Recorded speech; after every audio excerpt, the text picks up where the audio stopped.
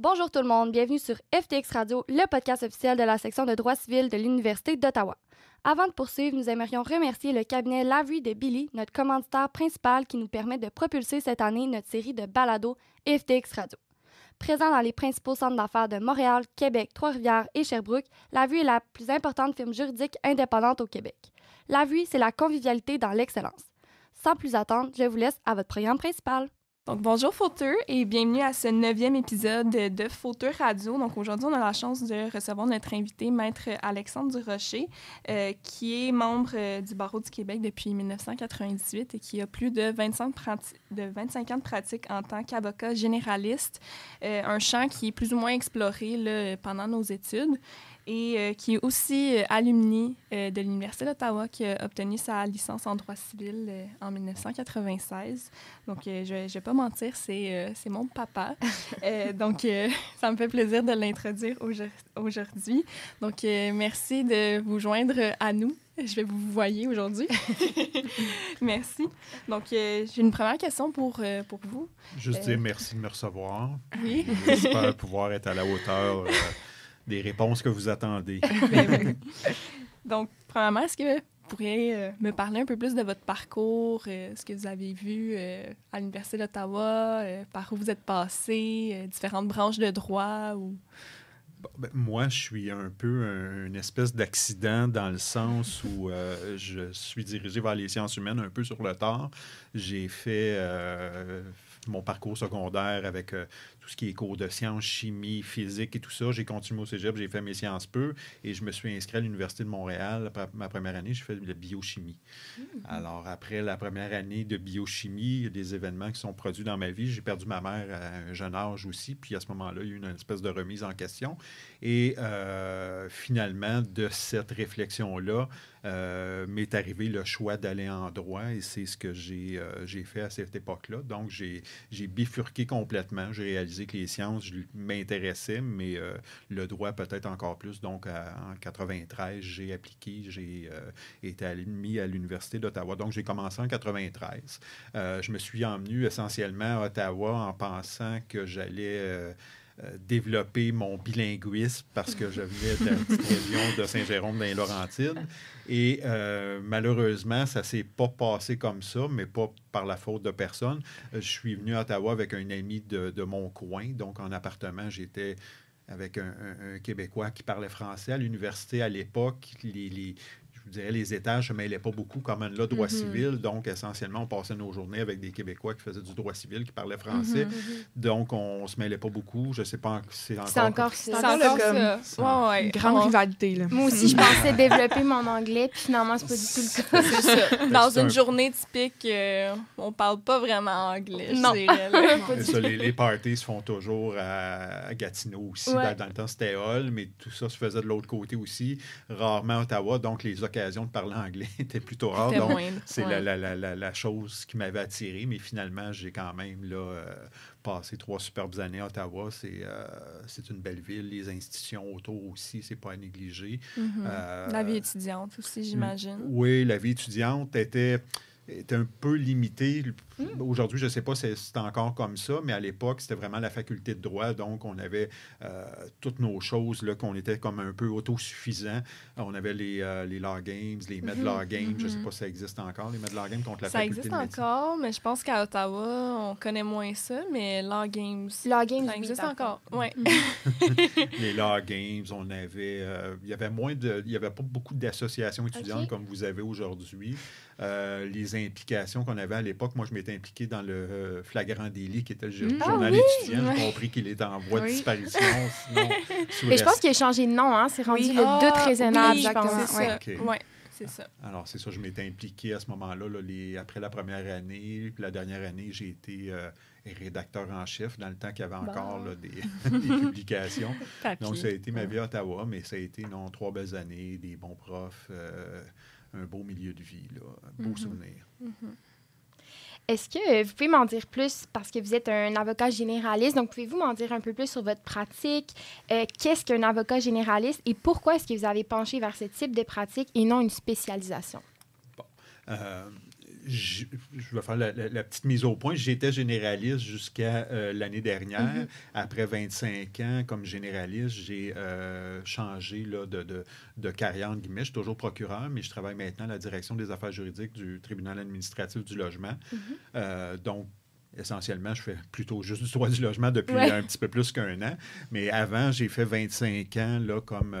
on appelle ça généraliste, mais il faut faire attention dans le sens où ça n'implique pas nécessairement de faire tous les domaines du droit. Oui, ça existe, mais il y a des domaines de droit qui sont un petit peu difficilement conciliable, si vous voulez. Là, je vois mal un avocat qui va faire du droit de la famille, du droit criminel, droit des entreprises et tout ça. Il y a certains domaines aussi, par exemple, qui sont de nature un peu plus spécialisée. Si on parle juste de la propriété intellectuelle, c'est normalement des domaines de spécialisation qui vont être plus dans les champs de pratique des gros bureaux, si vous voulez, parce que, bon, c'est tout ce qui est brevet, tout ça va passer là, par des bureaux là, à Ottawa, à Montréal et tout ça là, pour les différentes là, instances qui les entendent.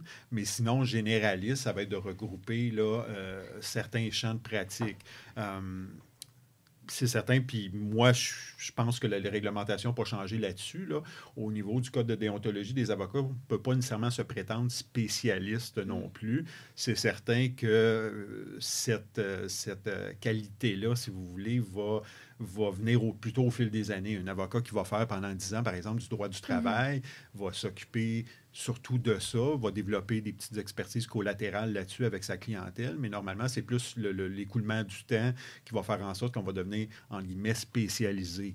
Maintenant, au niveau des généralistes, ben moi, le choix de devenir, je le dis encore en guillemets, généraliste, est venu surtout du fait d'un choix à l'époque là, qui était là, avec ma conjointe et tout ça, parce que j'avais eu le choix, après mon parcours à Ottawa, mon barreau, d'aller travailler à Montréal. Je demeure dans les Laurentides, alors j'avais fait les applications, envoyé mes curriculum vitae, tout ça, et puis ça s'alignait bien, mais j'ai eu une discussion avec ma conjointe à l'époque, qui, elle, était dans le domaine hospitalier avec des corps de travail un peu là, spéciaux, disons, là, jour, soir, nuit, tout ça. Donc, pour le bien de notre couple, les enfants, la famille qu'on voulait fonder, tout ça, j'ai fait le choix à l'époque de mettre de côté, si vous voulez, la vie de cabinet à Montréal pour m'installer. Quand je suis dans la région, on s'entend, là, Saint-Jérôme, c'est pas campagne rurale quand même, mais dans les petits patelins peut-être un peu plus petits, où à ce moment-là, c'est certain qu'avec la grandeur de la population, puis les besoins des gens dans des régions-là, ben, tu ne peux pas nécessairement développer ce que vous appelez une spécialité. Donc, tu vas faire un peu tout. Moi, j'ai fait du droit civil général, mais je faisais aussi, bon, je développais le droit de la construction, un peu de droit des entreprises, parce que des fois, tu rencontres quelqu'un qu'une compagnie, des fois, va te poser quelques petites questions, mais il y a des domaines qui, par la force des choses, peuvent être tellement spécialisés que tu ne peux pas tout faire. Donc, à partir de là, ça, il faut être conscient de ça. Donc, quand on dit généraliste, c'est plus d'avoir plusieurs cordes à notre arc, mais qui soient complémentaires, parce que, je vous dirais... Puis là, vous n'avez sûrement pas vu ça encore, la réalité de rencontrer des clients, mais rencontrer des gens en droit familial, dans une salle d'attente, qui vont côtoyer quelqu'un qui va venir vous rencontrer pour un dossier en criminel, puis un chef d'entreprise qui pourrait venir vous voir pour tout ça. Alors, ça fait en sorte que c'est un peu difficile de concilier ça. Et puis, m'emmener de vouloir trop s'éparpiller, ça fait en sorte pas qu'on est moins bon dans chacune des disciplines, mais quand même, je veux dire, vous voyez dans vos études, là, les domaines peuvent avoir là, plusieurs particularités. La jurisprudence évolue vite, les législations sont modifiées aussi, donc de se tenir à jour dans plein de domaines, c'est ça. Donc, le généraliste, c'est ça, faut le comprendre aussi dans le sens où, m'emmener par la force des choses, et vous le savez, là, prenez 3 cours différents, vous allez dire, non, je ne suis pas capable de tout faire ça en même temps. Mais j'imagine qu'à force de pratiquer, de toucher à quelques petites branches, on finit par avoir plus une clientèle dans un champ particulier, peut-être, là, avec l'expérience ou à force de travailler sur des dossiers.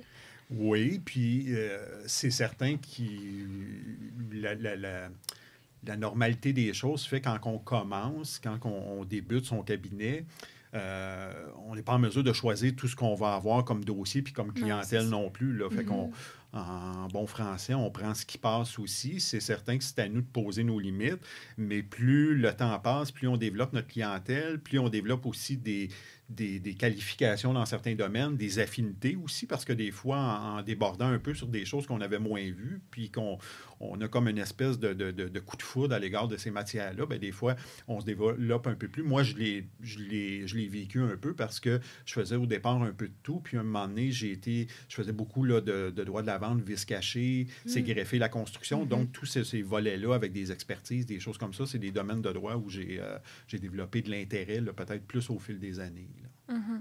OK.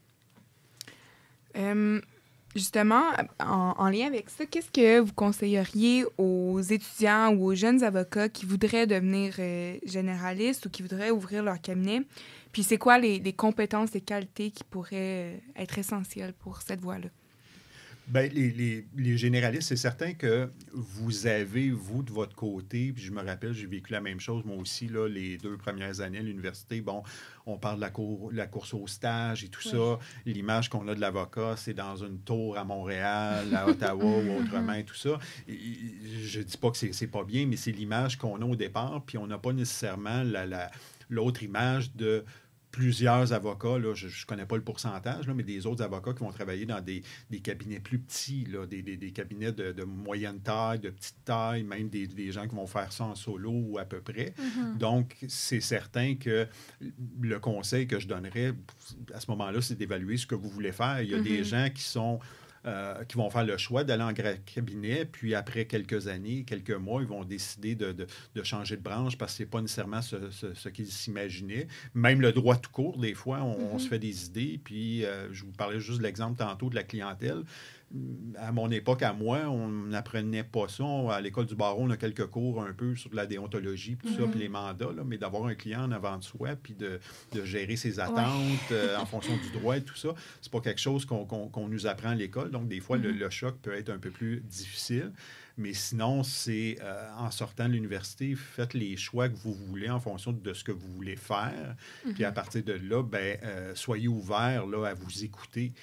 Moi, je me suis toujours dit qu'à un moment donné, la maturité, c'est de savoir ce qu'on veut faire, mais savoir aussi ce qu'on ne veut pas faire. Donc, à partir de ce moment-là, quand vous allez débuter vos recherches de stage et tout ça, allez-y avec votre cœur. Puis à partir de ce moment-là, le droit mène à tout. Donc, à partir de ce moment-là, j'essaie de voir le concept. Parce que le généraliste dont on parle depuis tantôt, c'est certain qu'en grand cabinet, si vous commencez à pratiquer, normalement, on va vous développer là, dans certains secteurs et tout ça.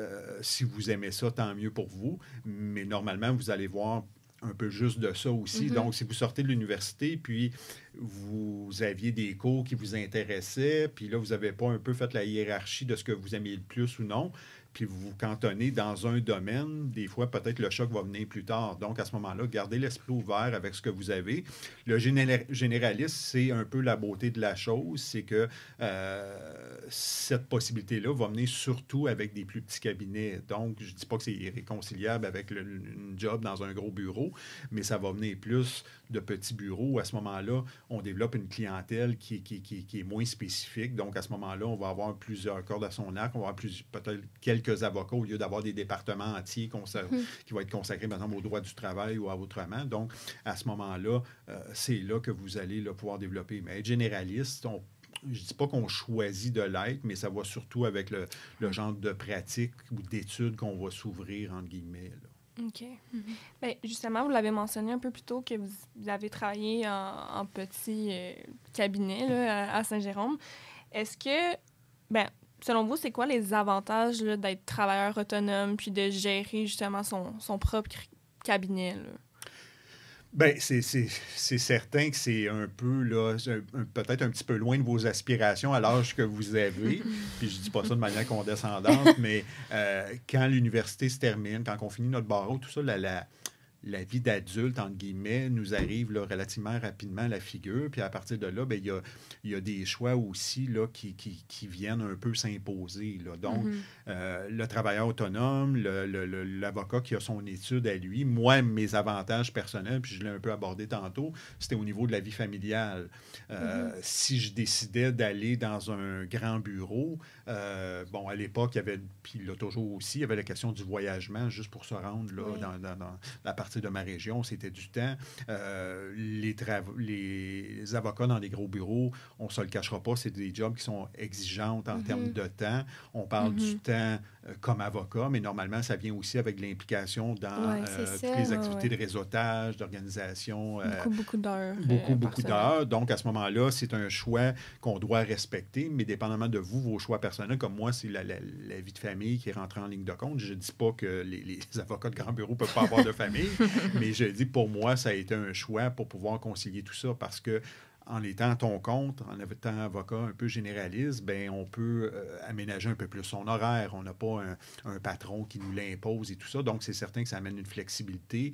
Le travailleur autonome aussi est en mesure de développer sa clientèle. Il n'y a pas théoriquement de plafond de revenus aussi non plus. Je veux dire, si la clientèle est au rendez-vous, à ce moment-là, les revenus montent. Si on est à salaire, c'est différent. Alors, il y a toutes sortes d'éléments qui ne sont pas nécessairement là, dans votre champ de vision actuellement, mais qui peuvent se rajouter. Puis, je veux dire, les choix que vous allez faire, vous les ferez au moment venu à cet égard-là. Là. Puis, selon vous, est-ce qu'il y aurait en quelque sorte, des avantages, c'est voir les deux côtés, mettons, au niveau d'être travailleur autonome? Bien, les désavantages vont aussi aux efforts qu'il faut faire là, pour y arriver. Parce que si on se greffe dans un bureau déjà existant ou un gros bureau, bien, normalement, on arrive dans une machine qui est normalement bien rodée, huilée. On va participer à tout ça, développer la clientèle, réseauter, faire venir là, les gens, puis développer des mandats. Quand on part son bureau, bien, on part de rien. Donc, à partir de là, il y a un volet au départ qui est un peu plus exigeant au niveau là, du développement de la clientèle et tout ça. Puis, je veux dire, c'est de la clientèle, c'est pas un salaire. Donc, aux 2 semaines, tu vas voir dans ton compte de banque, il n'y a pas nécessairement un versement qui rentre de salaire. Encore là, loin de vous, mais des fonds de pension, quand on est travailleur autonome, c'est pas cotisé, il faut le faire nous-mêmes. Donc, tout l'aspect financier, il y a des avantages, mais il y a beaucoup de désavantages. Puis, la question un peu de l'insécurité qui fait qu'on n'a pas nécessairement de stabilité. Sauf que, d'un autre côté, bien, ça procure là, d'autres avantages, comme je vous disais, qui est plus au niveau de l'organisation. Là. Par rapport à être en petit cabinet, comment est-ce qu'au départ, on sort de l'université, comment est-ce que vous avez fait pour développer justement cette clientèle-là? Moi, j'ai eu la chance de travailler. J'ai fait mon stage avec un avocat là, à Saint-Jérôme là, qui avait là, justement à l'époque une 20aine d'années de pratique. Et je me suis greffé à lui un peu en complément. Donc, j'allais dans les domaines. Lui avait déjà une clientèle, mais qui ne pouvait pas nécessairement desservir sur chacun là, des volets de demande qu'il pouvait avoir. Donc, j'ai pu un peu développer ça. Puis là, bien, c'est la clientèle que j'ai développée moi-même en fonction de ça. Puis, je reviens un peu sur la dernière question, parler d'un avantage qui n'est pas nécessairement quantifiable, mais moi, j'ai toujours trouvé hyper gratifiant, c'est quand on a un nouveau client ou un client qu'on commence à avoir, tout ça, puis on rend un bon service, le client nous le dit, puis nous réfère d'autres personnes. Ça, c'est vraiment quelque chose de valorisant parce qu'on sent qu'on fait un bon travail puis qu'à ce moment-là, le mot se passe là, relativement à nos compétences. Donc, moi, par rapport à ça, c'est ça, j'ai développé ma clientèle tranquillement. J'ai eu la chance, comme je vous dis, d'avoir un avocat avec moi. Je ne vous dis pas que c'est pas impossible seul, mais normalement, ça va quand même impliquer là, d'aller réseauter ou de faire des approches. On ne peut pas rester assis chez nous à attendre la clientèle. Il y a toujours moyen, puis ça, c'est l'avantage d'aujourd'hui avec tout ce qui est réseaux sociaux là, auxquels vous avez accès pour vous publiciser. Il y a beaucoup d'avocats qui savent bien de ça. Nous, à l'époque, on avait le bottin de téléphone pour faire une petite annonce. C'est un peu plus difficile. C'est ça, sinon payer des annonces dans les journaux là, à grands frais et tout ça. Alors que vous, si vous êtes imaginative ou autrement, là, vous savez vous servir de ça. À ce moment-là, il y a moyen de développer une clientèle. Là. On en entend des exemples là, des fois là, dans les nouvelles. Puis je suis certain que vous en suivez aussi. Oui. Là. Fait que c'est des choses, surtout avec la nouvelle génération. Nous, à l'époque, c'était des coups de téléphone là, de gens qui appelaient par le bottin. Là, mais avec les médias sociaux, là, les gens n'ont plus nécessairement de fidélité. Là. Ils vont magasiner. Puis ça, c'est un bon moyen là, de mettre la main sur un avocat. Est-ce que c'était aussi d'appeler des gens puis d'essayer de... Pas d'amener des gens au cabinet, mais est-ce que ça s'est fait plus de façon, je dirais pas organique, là, mais plus naturelle avec l'avocat avec qui vous étiez jumelés ou... Oui, ben oui, parce que c'est plus là-dessus, parce que au niveau des avocats, vous ne l'avez peut-être pas encore totalement vu, vous allez voir ça, je pense, plus au barreau, mais au niveau du code de déontologie, on est comme limité un peu avec le genre de publicité qu'on peut faire. Là. Vous avez déjà vu aux États-Unis là, des publicités d'avocats, là, puis venez nous voir, puis tout ça. Là, puis ça, à l'époque, des chasseurs d'ambulances ou autrement, des choses comme ça. Là, il y a beaucoup d'agressivité, entre guillemets, dans la publicité. Mais ici, au Québec, on est comme un peu plus passif. Donc, la question de la publicité est toujours un peu limitée. Mais sinon, c'est ça. C'est plus des références. Des fois, c'est la famille. On s'entend là, que c'est pas la famille qui va faire vivre un avocat toute sa carrière, mais des fois, un petit mandat là, les gens se parlent, puis par la famille, on y arrive comme ça à développer. Dans le fond, c'est une toile d'araignée là, qui s'agrandit au fil des années. Puis, est-ce que vous avez des conseils en ce qui concerne vraiment l'ouverture de son propre cabinet? Parce que j'imagine que ça prend énormément de leadership. Et comment ça s'est passé pour vous? Bien, la grosse étape, c'est de prendre la décision tout court, parce que là, on fait un saut là, un peu sans filet. Ouais. Le conseil que je donnerais, ce serait d'être patient, parce que c'est certain que si vous avez des idées la première année, d'avoir là, des revenus mirobolants et tout ça, normalement, ça ne fonctionne pas comme ça. Puis il faut mettre beaucoup d'efforts au départ aussi. C'est là qu'on vient un peu mettre les fondations là, pour la suite, là, parce que, je veux dire, c'est là que je reviens à ce que je disais précédemment, qu'on va développer un peu la clientèle. Donc, on va faire un peu plus de démarchage avec ces gens-là. On va être... Je ne veux pas dire que j'ai déjà négligé des clients, mais on s'entend que les premiers clients, on va en prendre soin justement pour qu'ils nous réfèrent et tout ça. Donc, c'est important là, de prendre le temps puis de bien développer cette clientèle-là. Là. Donc, à partir de là, c'est de faire ça. Il y a des organismes aussi de référence là, qui existent là, au niveau du barreau aussi. Ça, c'est un élément qui peut être important. Des fois, le réseautage peut être intéressant aussi, des fois avec d'autres professionnels. Vous allez dans des associations XYZ, garder un lien avec de la construction, vous allez faire de la construction. Des fois, vous êtes dans le même bâtisse qu'un bureau de notaire. Bien, le bureau de notaire va faire là, des testaments et tout ça. Quand le client va appeler s'il y a un litige à l'égard d'une succession, bien, le notaire ne peut pas occuper dans ce genre de dossier-là. Les gens vont chercher un avocat si vous êtes à côté, puis vous levez la main, c'est plus facile. Donc, c'est un peu placer ses pions. Là. Les premières années sont un peu plus difficiles pour ça, mais une fois que tout ça part, habituellement, là, c'est pas moins de travail, mais c'est moins décourageant. On voit que ça se construit. Puis, tu sais, ça touche au domaine des affaires, évidemment, avoir son propre cabinet. Est-ce que vous diriez que vous aviez déjà un peu cette fibre entrepreneuriale avant? Ou est-ce que vous saviez, est-ce que c'était votre but depuis le début, dans le fond, d'ouvrir votre propre cabinet, ou c'est plus par le temps que vous avez choisi ça? Oui, c'est plus par le temps, parce que, comme j'expliquais, mon parcours n'était pas là, dédié nécessairement vers le droit.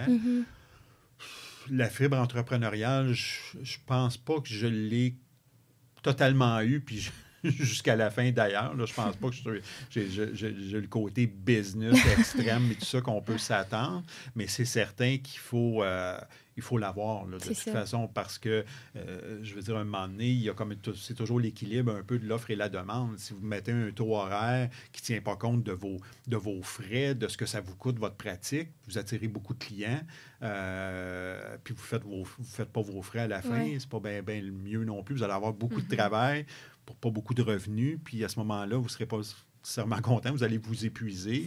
Puis de l'autre côté, ben, si vous voulez avoir des mandats avec des taux horaires extrêmement élevés, ben, vous n'attirez pas les gens non plus. Donc, c'est sûr que l'avocat a comme un statut particulier en affaires, mais essentiellement, c'est la même question qu'un consommateur va se poser quand il va aller acheter une paire de jeans, savoir en as-tu pour son argent ou si ça vaut la peine.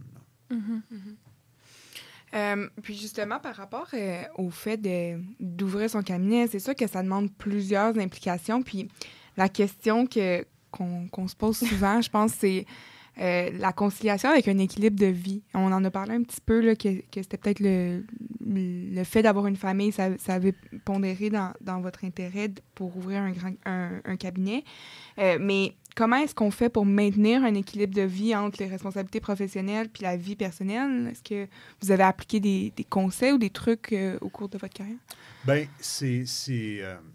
c'est un peu une règle de base, je vous dirais, que vous devez sûrement commencer à avoir, à connaître. Là. Je ne sais pas si vous avez des vies de couple ou autrement, et tout ça, ou la vie de famille. Donc, on a tous nos petits problèmes, puis des fois, on va les amener un peu à la maison pour aller chercher conseil, mais il faut à un moment donné faire une espèce de ligne entre des éléments où on peut discuter, où on va dire, bon, comment s'est passée ta journée, versus d'amener un peu, des fois, les inquiétudes ou les questionnements qu'on a là, de manière un peu profonde par rapport à un dossier. Donc, c'est une question un peu de compartimenter nos vies, mais c'est certain que, je veux dire, même les conjointes d'avocats, on leur travail aussi, ils vont en parler à la maison. Donc, ça, c'est tout à fait normal. On ne peut pas faire abstraction du fait qu'on est avocat, puis on va en discuter, mais il ne faut pas ramener ces problèmes-là aussi, toujours évaluer parce que, bon, le métier d'avocat, on ne se le cachera pas, c'est de la pression. Oui, c'est ça. Je veux dire, on ne parle pas juste du côté litigieux. Je veux dire, on est toujours dans des situations, des fois, avec des échéances serrées, des problèmes qui sont compliqués et tout ça. Donc, ça amène la pression, mais il faut apprendre à le gérer. Puis quand on parle d'équilibre, ben, c'est un peu ça. Là. Moi, j'ai toujours vu ça un peu comme un tout. Puis je pense que ça fait partie pour l'être humain du même mécanisme. Je veux dire qu'on parle de la vie professionnelle, de la vie familiale, de la vie sentimentale, de la vie professionnelle, l'activité physique qui rentre en ligne de compte également. Moi, le mot-clé que je retiendrai, c'est l'équilibre. Alors, si on fait juste travailler, personnellement, moi, je pense qu'on n'y arrive pas. Un moment donné, on va frapper un mur. Si on ne s'occupe pas de son travail, mais on fait autre chose seulement, puis on ne s'y investit pas, on n'y arrivera pas. Donc, à ce moment-là, au fil du temps, quand vous allez terminer vos études, il y a plusieurs choses qui vont se rajouter dans votre vie. Donc, c'est à vous de faire la place que vous voulez à chacune de ces sphères-là. C'est sûr qu'il y a des moments, des fois, qui vont être un petit peu plus là, hors de notre contrôle par la force des choses, mais c'est d'essayer de toujours revenir à ça pour arriver à faire quelque chose de bien. Puis ça fait en sorte à ce moment-là que des fois, c'est notre espèce de bouée de sauvetage. Là. Des fois, moi, en tout cas, je l'ai vécu personnellement. Des fois, j'avais des gros dossiers qu'un procès qui s'en venait, là, puis je trouvais ça dur. Puis des fois, je me disais, OK, c'est bien beau la pression, là, mais à la maison, j'ai ma femme, j'ai mes 2 filles, ils sont en santé, ça va bien. On relaxe. Là. On relativise, c'est ça. Puis j'imagine qu'au début de la pratique, c'est de... Bien, comme vous l'avez mentionné, on prend beaucoup plus de temps avec ses clients, on essaie de bien les traiter, on se met beaucoup de pression. Puis j'imagine qu'au fil des années, c'est aussi de voir que c'est important justement là, de faire d'autres choses aussi dans sa vie personnelle, vie familiale, pour venir se valoriser de d'autres façons, j'imagine. Oui, bien c'est ça. La vie professionnelle, c'est une chose, mais on ne peut pas... Pour moi, personnellement, on ne peut pas baser notre vie strictement sur le travail. Il doit y avoir d'autres choses qui viennent compléter. Puis ça m'amène sur un point, la pression de débuter son cabinet. Puis ça va pas nécessairement juste avec développer son cabinet, mais de développer une pratique, que ce soit un grand bureau, petit bureau. Au départ, on a toujours le réflexe, puis on est compétitif aussi, les avocats, on veut toujours gagner. On ne peut pas se mentir. Ça va être la personnalité normalement. Au départ, on veut faire ça, mais on veut le faire aussi même quand on a des dossiers qui sont moins bons. Puis à partir de là, cette pression-là, je pense que la plupart des avocats vont la faire, puis moi, je l'ai faite aussi, c'est qu'on ne prend pas le temps de réduire un peu les attentes du client parce qu'on le rencontre la première fois, puis là, on est comme crinqué avec lui, là, qu'on veut gagner, tout ça, confiant, puis il y a 10 jurisprudences qui disent le contraire, mais on en a une qui va de notre bord, puis on dit avec celle-là, on va être correct. Puis à partir de là, ben, c'est important, puis moi, je l'ai découvert après quelques années aussi, quand le jugement vient, puis il va justement suivre les 10 autres et non la jurisprudence isolée qu'on avait, mais là, des fois, on est un petit peu débiné, puis ça fait mal d'avoir annoncé la mauvaise nouvelle au client. Donc, au fil des années, ce que j'ai appris à faire, puis c'est pas d'abandonner le client, c'est de lui dire, regarde, on a une position, je t'explique les forces, mais je t'explique aussi les faiblesses. Comme ça, tu n'auras pas de surprise si jamais ça va de ce côté-là. Puis ça enlève beaucoup de pression parce qu'on n'a pas l'impression de devoir gagner à tout prix. On va bien faire notre travail, puis on va pousser, puis on veut gagner aussi, mais au moins le client va être effectivement renseigné sur ce qui peut arriver. De garder ça réaliste. Oui, puis réaliste. Puis même des fois, quand on a une bonne cause, il faut comprendre que des fois, on ne sait jamais où ça dérape parce qu'il y a certains dossiers, des fois, qui vont être bons en droit, mais au niveau de la trame factuelle, les témoins, on pense qu'il a témoigné de manière là, forte, complète, puis tout ça. Puis à un moment donné, bien, quand il arrive devant le juge, ça ne sort pas comme on voulait. Puis là, la cause est un peu plombée en ce moment-là. Donc, à ce moment-là, je veux dire, ça peut se refléter sur le résultat final, là, parce que les causes, c'est pas juste du droit, il y a une preuve à présenter. Donc, à ce moment-là, en faisant ça dès le départ avec le client, puis en lui expliquant tous les tenants et aboutissants de son dossier, ben, si jamais ce résultat-là arrive, vous l'aurez déjà abordé avec lui. Mais ça m'amène à vous poser une question par rapport justement au fait, vous avez parlé des témoins, des fois ça peut être imprévisible, on peut avoir des résultats nécessairement qu'on ne s'y attendait pas. Comment est-ce que vous gérez ça, des situations un peu imprévues, ou peut-être que vous pensiez que un de vos cas allait super bien aller, puis finalement, c'est pas ça qui se passe. J'imagine qu'il doit y avoir un côté où vous êtes déçu. Tu sais, comment vous gérez ça en pratique? Bien, comme je disais un peu tantôt, c'est sûr, les premières années, ça fait plus mal. J'imagine. Ça fait plus mal, mais avec les années, dans la mesure où on a fait cet exercice-là avec le client, on lui dit, bon, ben regarde, ton dossier va reposer sur ton témoignage, mais on a besoin aussi de cette preuve-là, puis en espérant que ça sorte bien. Puis là, bon, exemple, tu t'es entretenu avec le témoin, puis tu commences à avoir des doutes. Tu dis, regarde, notre témoin principal, telle raison, je le sens pas complètement. Je lui pose des questions, puis il n'est pas clair dans son témoignage. Mais en l'abordant un peu d'avance, comme ça, le client, quand il voit le témoin dans la boîte, puis qu'il ne répond pas aux questions, bien, déjà, lui, est un petit peu aligné sur peut-être une conséquence de la suite. Donc, au début, on veut faire ça vite, on veut un peu couper les coins ronds, puis tout ça, mais de partager pas nos états d'âme, mais nos impressions, puis d'informer le client là, un peu quasiment au jour le jour de ce qu'est son dossier, ça fait en sorte de mieux le préparer à la suite des choses. On n'est pas des devins, on ne peut pas savoir ce qui se passe, on va pour le mieux, mais en prévoyant le pire, comme ça aide tout le monde. Là. Puis à ce moment-là, des fois, le client peut parler au témoin, puis lui dire, ben regarde, on a ça, puis parce que nous, on peut pas forcer le témoin à changer son témoignage, la vérité, mais on explique là, les conséquences. Là. OK. Bon, on a parlé un peu plus de travailleur autonome, de gérer son propre cabinet. Pour mener à tout ça, après plusieurs années là, de gestion de cabinet, de travailler un peu à son compte, c'est quoi qui vous a fait changer, mettons, puis d'aller vers travailler au tables, justement? Bon. Là, j'envisageais le volet optimiste de tout ça. C'est pas négatif, mais moi, je vous dirais ce qui a mené un peu à mon changement de carrière. C'est un peu là, cliché de dire ça, mais la pandémie a changé beaucoup d'éléments, moi, en tout cas dans ma pratique. L'associé dont je vous parlais tantôt a comme un petit peu là, réduit ses tâches parce que d'un, il atteignait un certain âge aussi. Fait que je me suis retrouvé un peu seul, entre guillemets, avec le cabinet. La clientèle a beaucoup changé aussi. Le dossier est devenu un peu plus complexe. Beaucoup de... je pense qu'on le vit un peu, là, malheureusement, puis je suis pas...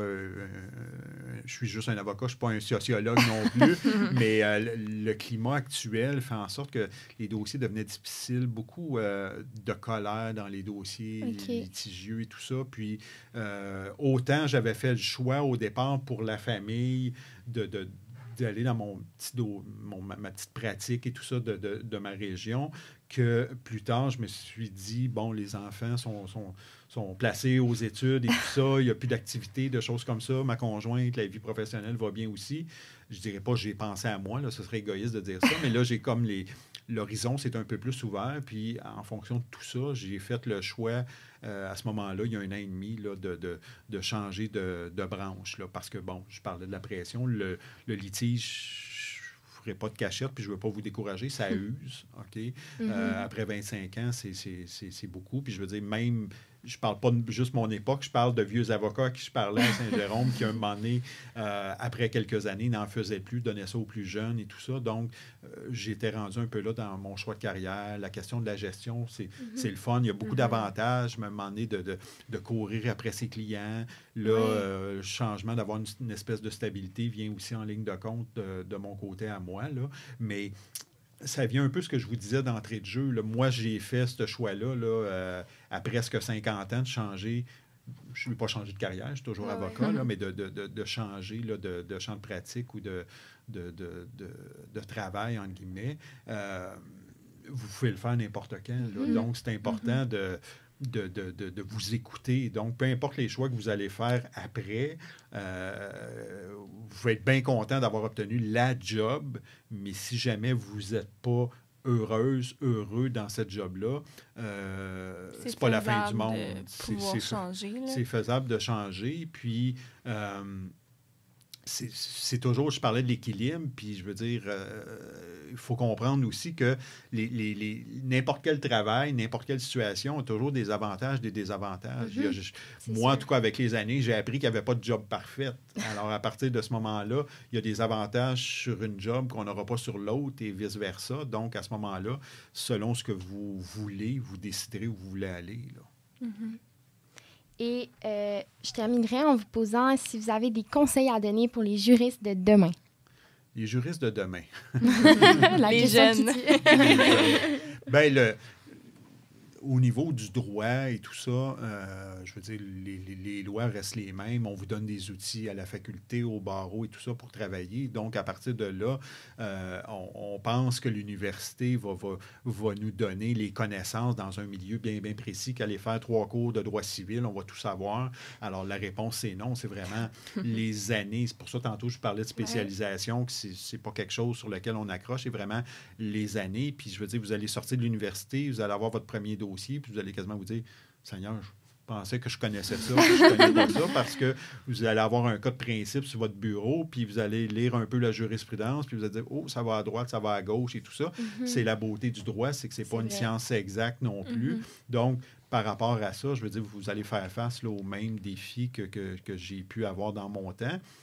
Je pense que l'avantage, le conseil que je puis vous donner, mais je pense que vous le faites déjà, vous avez accès à des technologies qui sont autrement plus efficaces que nous à l'époque, là, autant pour la gestion que des dossiers, que la gestion administrative d'un bureau, le cas échéant. Mais sinon, le conseil, je l'ai dit un petit peu là, dans la réponse que j'ai apportée précédemment, écoutez-vous, vivez le moment dans le sens où si vous avez l'intention d'aller pratiquer dans un domaine X et que vous voulez le faire, puis vous êtes en mesure de le faire, allez-y, mais n'hésitez pas non plus à vous remettre en question si ça ne répond pas à vos attentes, parce qu'il n'y a rien de plus difficile à gérer que d'être malheureux dans un travail. Là. Donc, à partir de là, c'est parce que, je reviens toujours à ça, j'ai toujours trouvé que ça va tellement vite après secondaire, cégep, université, puis là, on termine la fac, puis là, il faut savoir dans quoi on s'en va. Souvent, c'est ça. Même à partir du secondaire, c'est de faire le choix au cégep, d'aller dans notre programme, puis là, il faut que ça aille en ligne droite, puis on va en droit, mais là, c'est tu choisis ta pratique, puis c'est ça. Puis ça passe vite. Vraiment. Bien, il y en a des gens qui ont des fois des lignes de tracé, puis ils savent exactement dans quoi ils s'en vont. Ils ont des intérêts qui manifestent depuis un jeune âge et tout ça, ça arrive. Mais si vous êtes en mesure d'aller travailler dans plusieurs domaines, c'est quelque chose qui peut s'avérer intéressant pour savoir un peu ce que je vous disais tantôt, savoir ce qu'on aime puis ce qu'on n'aime pas.